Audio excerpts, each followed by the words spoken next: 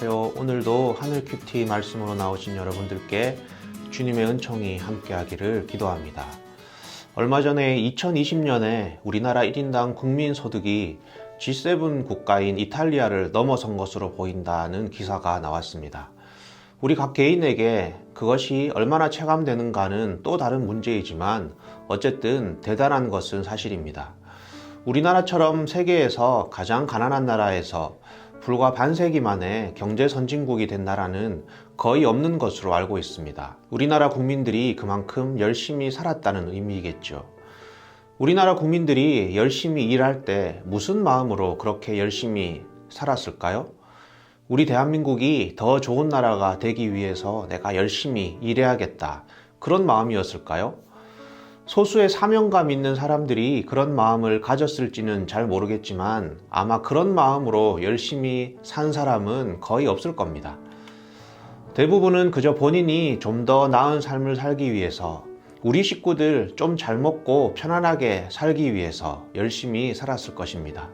각 개인들을 보면 그저 자기 가정을 위해서 열심히 살아간 엄마 아빠들입니다.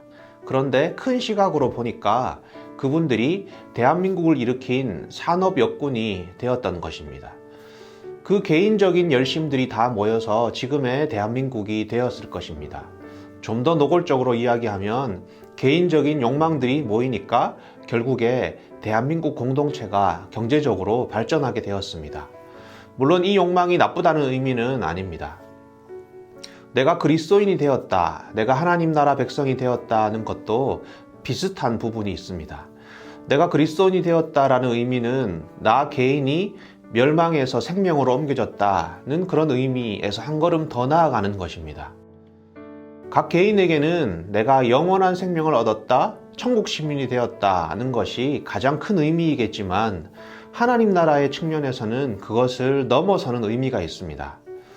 내가 하나님 나라의 큰 비전을 품고 하나님 나라의 대의를 위해서 신앙생활을 한 것이 아니고 그저 나는 개인적으로 은혜 있는 삶을 살고 싶어서 건강한 신앙생활을 했을 뿐인데 그것이 결과적으로 하나님 나라의 공동체에도 좋은 영향을 끼친다는 것입니다. 내가 정말 우리 교회의 공동체를 위해서 열심히 기도하는 사람이 되어야겠다고 비장하게 각오를 하는 분들도 물론 있겠지만 대부분은 내가 나의 영성과 우리 가족이 하나님 은혜 안에서 좀 잘 살기를 소망하면서 열심히 기도의 삶을 살 수 있습니다.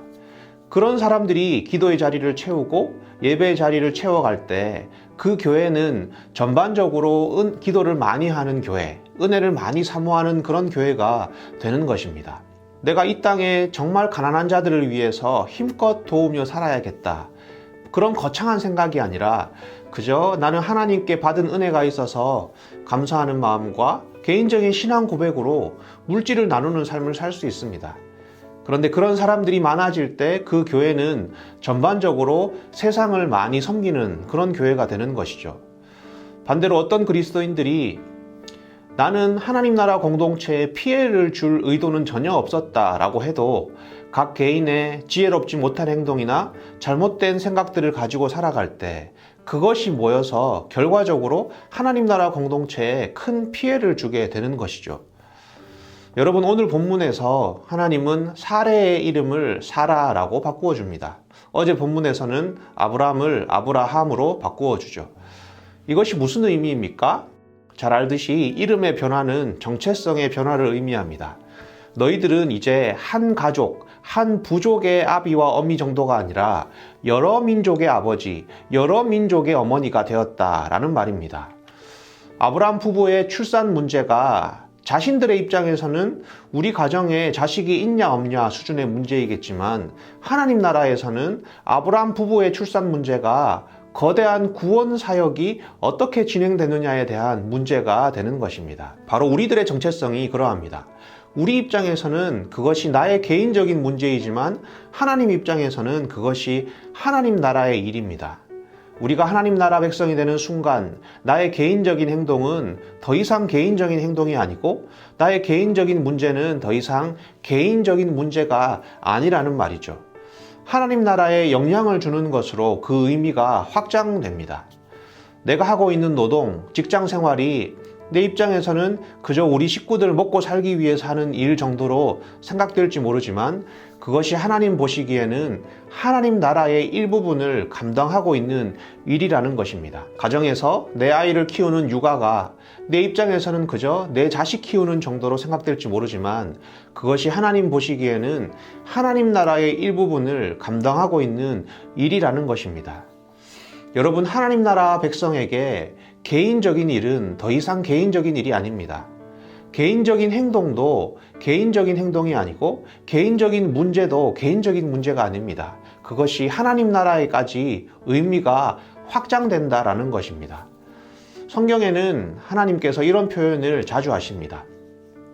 내가 내 이름을 위하여 이렇게 하겠다.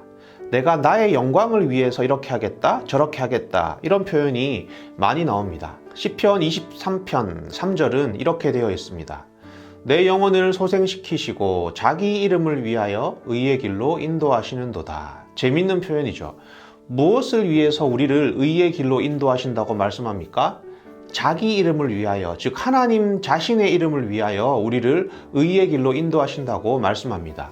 쉽게 말해서 너의 문제를 그냥 내버려 두는 것은 내 위신이 안 서는 일이야. 내 이름을 위해서라도 너는 잘 돼야 해. 이 말입니다. 너의 문제는 너의 문제만이 아니라 바로 내 문제이기도 하다라는 것이죠. 나의 영광을 위해서라도 내가 너를 인도하겠다라는 것입니다. 여러분, 코로나 초기에 대부분의 선진국들은 외국에 있는 자국민을 전 세계로 실어 날랐습니다. 자국민을 그냥 내버려 두는 것은 선진국의 위신에 걸맞지 않기 때문이었습니다. 여러분, 내 문제는 곧 하나님의 문제입니다. 하나님은 당신의 이름 때문이라도 그 문제를 해결해 나가신다라는 것이죠. 나는 너무 사소하고 별것 아닌 일을 하면서 살고 있어 라고 생각할지 모르지만 하나님 나라 백성에게 사소한 일이라는 것은 없습니다. 내가 하는 사소한 일이 하나님 나라의 일부분을 감당하고 있는 일이기 때문입니다. 아브람과 사레의 이름이 바뀌었습니다. 이게 무슨 의미입니까? 너희의 정체성이 이제 한 개인으로 끝나는 것이 아니라 하나님 나라의 대의와 연결되어 있는 정체성으로 바뀌었다라고 하는 말입니다. 여러분, 오늘 나의 정체성이 무엇과 연결되어 있는지 다시 한번 확인할 수 있는 하루가 되시기를 소망합니다.